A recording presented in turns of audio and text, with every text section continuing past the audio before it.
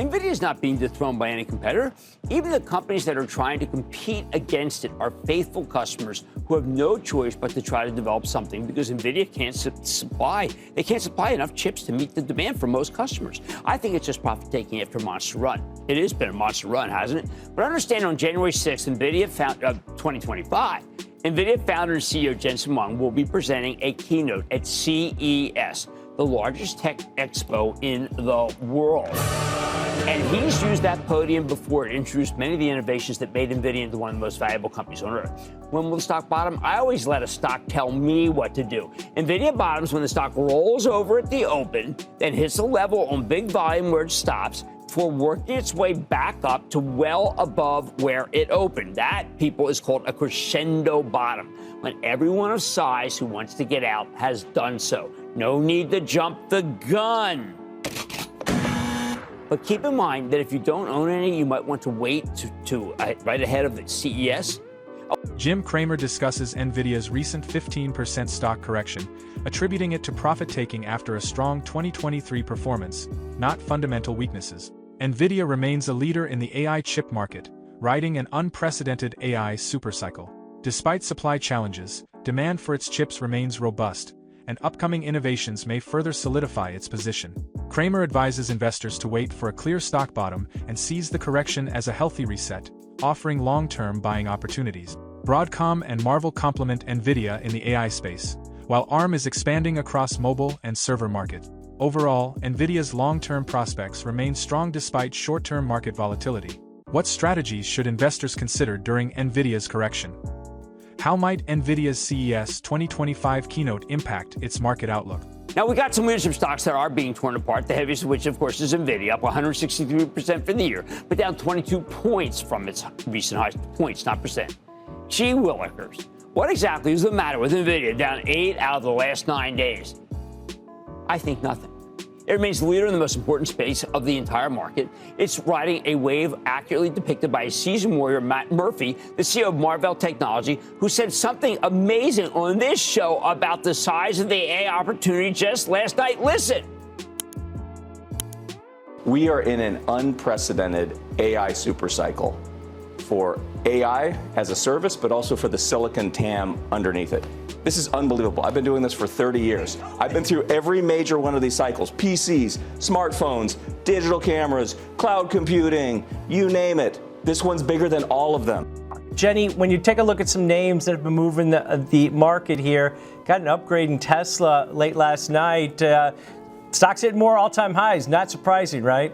I know the momentum continues. Yesterday, we looked at a note from Wedbush's Dan Ives, of course, that raised his price target to $515, up from $400, which is considerable. His bull case, though, is $650 by the end of 2025, which I think is always worth noting. However, Mizuho was another that also matched with a $515 price target. That's up from $230. And the firm does believe that Tesla's autonomy software stack is improving towards these broad communications, and they also see a loosening regulatory framework, which positions then the autonomous segments for upside. So in addition, they also do argue that the new Trump administration policies, like consumer EV tax credits, could also position Tesla better with a lower EV cost structure relative to its peers. So, more upside for Tesla continues. This name has risen, now so substantially since the election, of course. It's really been a back half of this year story, but I think at this point you're basically just trading on Elon Musk because nothing about the fundamental story has necessarily changed. I guess maybe if you see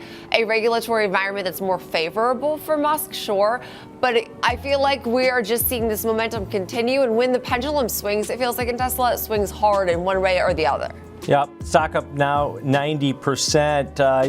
This is one of those names, you think a lot of people have opinions on this one, but at the same time, he's in Trump's pocket. Trump's in his pocket, who knows, but it should be a better regulatory environment for him moving forward. Jenny, the next name we wanted to look at is on the flip side, we're in correction territory, and Nvidia down now in pre-market trading. Now we're up about 15% from those all-time highs that we saw just last month. Yeah, and I saw that we officially yesterday pulled into correction territory in Nvidia shares, and like you said, now dipping actually slightly beneath those levels. It's not the first time we've been here. I think it is important to note because I do think there's a psychological level associated with seeing that you are officially in correction territory, now off those highs by about 13.7%. So again, we've been here before. I think that a lot of times this can be seen as perhaps a healthy thing. I don't think it's always read as a negative, like the way the headlines would try to make it seem. But right now, during this session we saw yesterday, it closed down about 1.7%. It declined now, as of yesterday, about 11% from that all-time high. But the street, I think, continues to wait for evidence of really how they can continue to build out their sales of their Blackwell AI chips. After the recent slump, though, shares still do remain. I mean, this is still the top 5 best performing stocks in the S&P 500 this year. It's still up 166.5% on the year. So it's not having a bad year by any means. I think that you have to consider like the paper trail. I mean, look at Broadcom, the fantastic move we saw to kick off the week yesterday, and a 24% jump to close out the week last Friday. I mean, the money has to go somewhere. I almost think the attention right now has been on Tesla, Broadcom, maybe just Nvidia taking a back seat. But again, I don't think this is a bad thing. I think that corrections are oftentimes seen as a healthy reset, especially for a stock that was pretty much at its highest valuation ever. Yeah, you wonder, there's going to be some analysts that have to come out eventually and start, because most of the price targets here, even when it was hitting all-time highs, they've been up at 170, 190, 180. You just have to wonder, is somebody going to just come in and put the hammer down and say, well, I don't think these guys can upgrade Nvidia because they all have buy ratings on it, but price target hikes may be coming down the pipeline at this point. RSI getting close to oversold at this point, so we'll have to look at this one some more. Great stuff. Thanks to Jenny Horn, markets correspondent here on the network, breaking down a couple big names. Oh, and another thing, please, if the stock opens up, please do not buy it. It rarely works. Final element of the picture.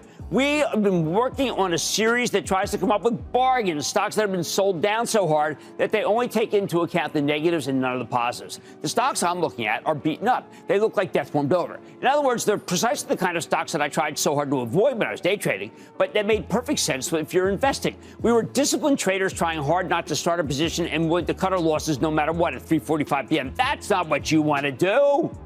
Here's the bottom line. Now the goal is to build a position that starts somewhere well below where it was, simply because it has gone out of style in the current version of the Wall Street Fashion Show and is being hit with heavy end of the year tax selling, like some of the healthcare stocks that we're profiling tonight. You know what? You know why you do this? Because of the overarching principle behind good investing. Buying low so that one day you can sell high, or maybe not sell at all. And joining us now is BofA Securities Senior Analyst Vivek Arya, has a buy rating on both stocks. Vivek, good to see you. So I guess with Nvidia doing what it has recently, raises a question, how vulnerable is Nvidia in the short and medium term to the market's overall risk sentiment? I mean, Nvidia is lower since the election. Right. Hi, John. Thanks for having me. I think Nvidia is our top pick for next year. We like Broadcom and Marvell for that matter as well, because these three companies are ideally positioned to capitalize on this demand for AI infrastructure. I think specific to Nvidia, there are two issues that have been affecting it near term. One is the execution on the new Blackwell product. The last 2 quarters they have reported there have been some production issues with Blackwell that they have resolved. Then there were some delays in getting it out to hyperscalers, and I think those will also be resolved. So in our perspective, this is actually a very attractive opportunity to look at Nvidia, because these concerns will be short-term in nature. When we look longer term and look at the situation that Broadcom mentioned, that in the next few years, there could be greater demand for custom chips, I don't think that is inconsistent with the way we have thought about the market, which is about 80% of the market will be merchant accelerators, where Nvidia will dominate, and about 15 to 20% of the market will be more custom chips, where Marvell and Broadcom, I think, will do extremely well. So we think of these as very complementary in nature, and some of the issues around Nvidia we think are very short-term, and the stock is trading at a very attractive valuation right now. Zooming out a bit, we're in day 2 of the Qualcomm ARM trial, and ARM has been such a big part of the smartphone story, now the AI story. Is there any risk to semiconductors overall in how that plays out? Sure. So I won't comment on the litigation per se, John, but with ARM, I think the one advantage they have is that it is impossible to make a mobile product without ARM. Number two, they are starting to take a share on the data center server side. You know, we were just talking about custom chips. We have Amazon with Graviton launching chips based on ARM. On the server CPU side, we have Nvidia with Grace, that's based on ARM. We have Google with Axion, that's based on ARM. So they are taking more share in server CPUs. And then on the PC side, today, at the early days, it was just Qualcomm with ARM-based AI PCs. Next year, I think we are going to see multiple players launch those. So we see ARM as just a beneficiary of this rising trend of adoption across these different parts of computing. So our assumption is that, you know, the litigation gets resolved one way or another.